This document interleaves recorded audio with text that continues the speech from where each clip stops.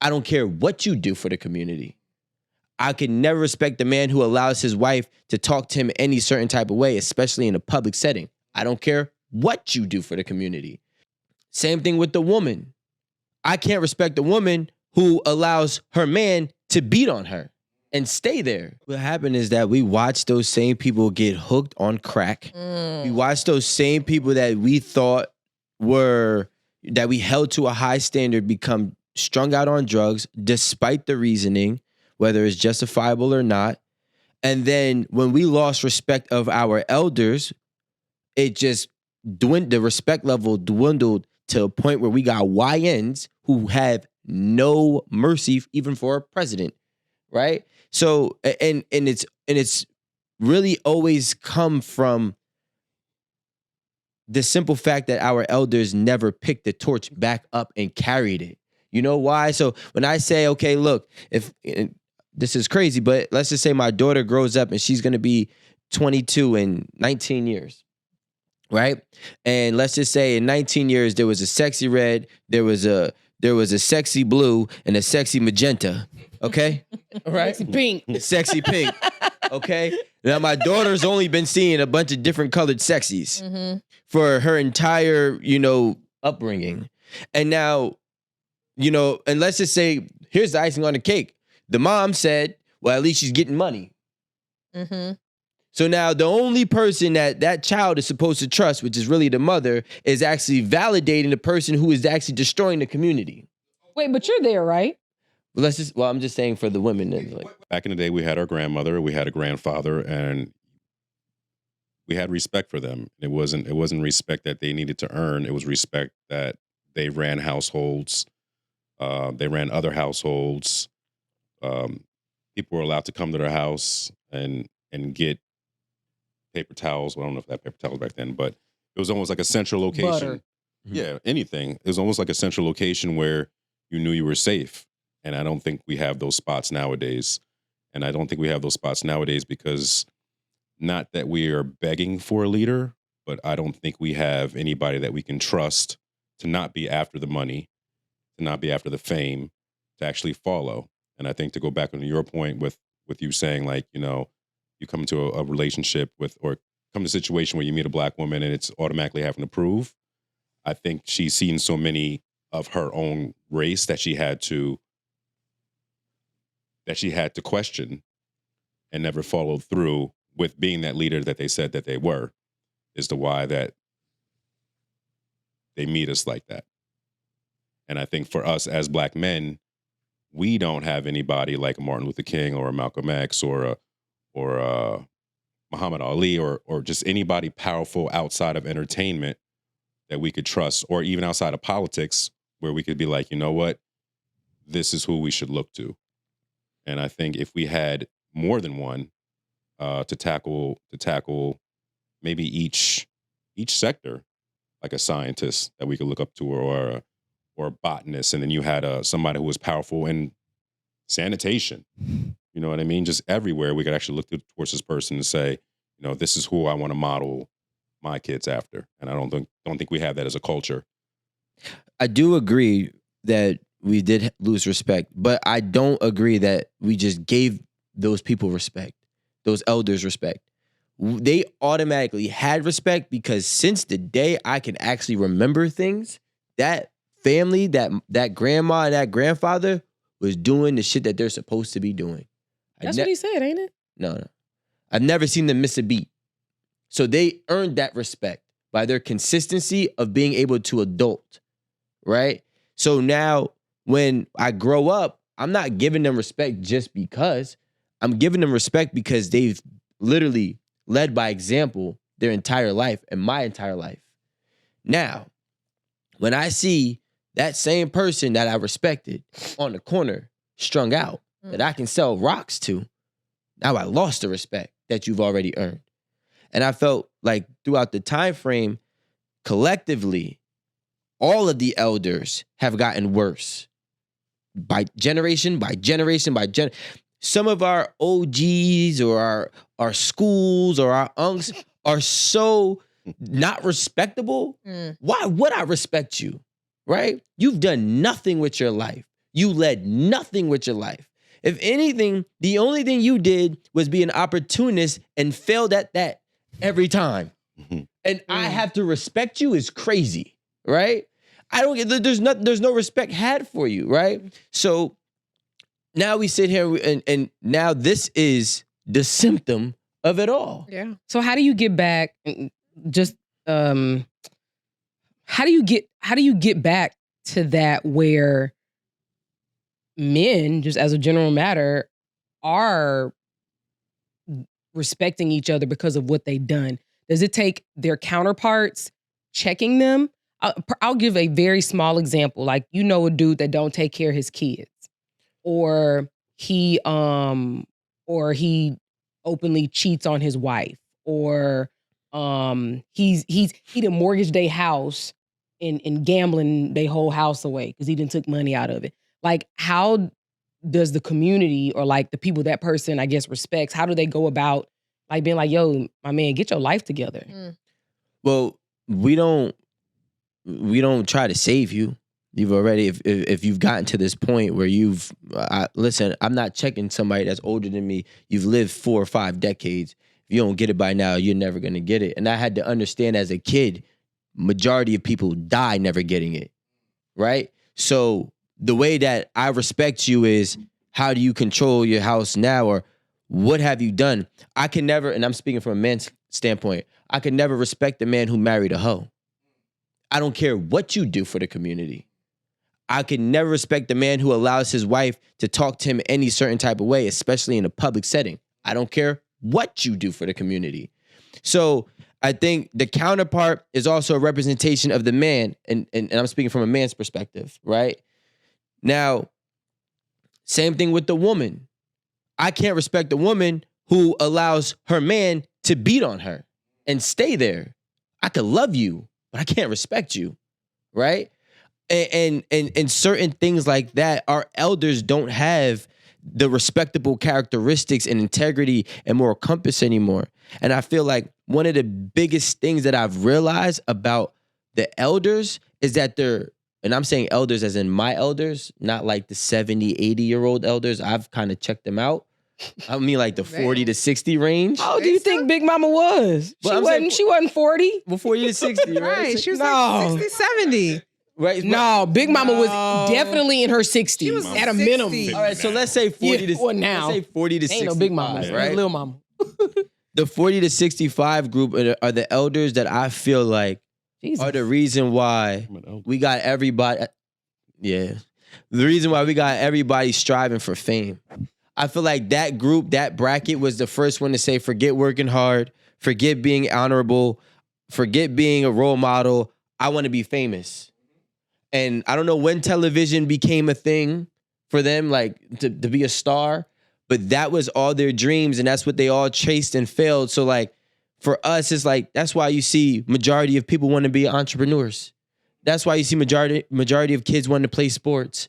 That's why you see all these different things that are always associated completely opposite of, hey, just go be a doctor. Hey, you know what? Go learn how to do something with tech, because technology is now the new thing. It's like, nah, I'd rather be a scammer and be on Instagram with $10,000, right? Yeah, at 51 and 15, right? Because the 15-year-olds and the 51-year-olds are the same fucking person. Ooh, terrible business. But you get what I'm saying? So like, and I can't speak for the world. I can only speak for myself. But the amount of respectable older men that I've come across is few. That's why at 25, 26 years old, I had in my Instagram bio, big bro, because the older people were calling me little big bro. Because I was to come hang out with my husband and his friends and cousins, because if you ain't got no respectable niggas around you, that's weird. But they're my age. It's like, no, I'm saying like older dudes for you to look up to and be like, get advice from. You know, if you want to make a play, you can get information from them. Somebody that's, yo, shit is weird at my house. They gonna tell you how to potentially navigate a bad situation with your wife. Like, it's really bad if you don't have those kind of people around you. Because even in my circle, I can look at the men that my husband has around him that he can go to. I can even look at you and see the men you have around you that you can go to. You know, so I don't know if maybe there's a lack of men. Like, Yeah, but you know what my issue is, and I'm speaking specifically on our community right now, and the elders, the older men. The problem is our community is not in the same position as those other ethnic backgrounds community where the American bosses that are elders can sit there and be quiet. what you mean? Like, Bosses always want to be never seen. oh, okay, I got We're not in that place, my brother. Y'all niggas need to be vocal. Mm. Y'all niggas need to be on television. Y'all niggas need to be on podcasts because our community has been stripped of that. So if you want to be a boss in silence, then our community is just going to continue to go downhill because it's not like, the white community here in America where, there's that same structure that you said your husband has, but with almost every one of them. For us, it's far few in between. Right? So in our community, that's why and I know Alan loves him, but I always had a problem with Jay-Z. For me, he was never vocal enough for the kids. He was vocal enough for the adults. What you mean?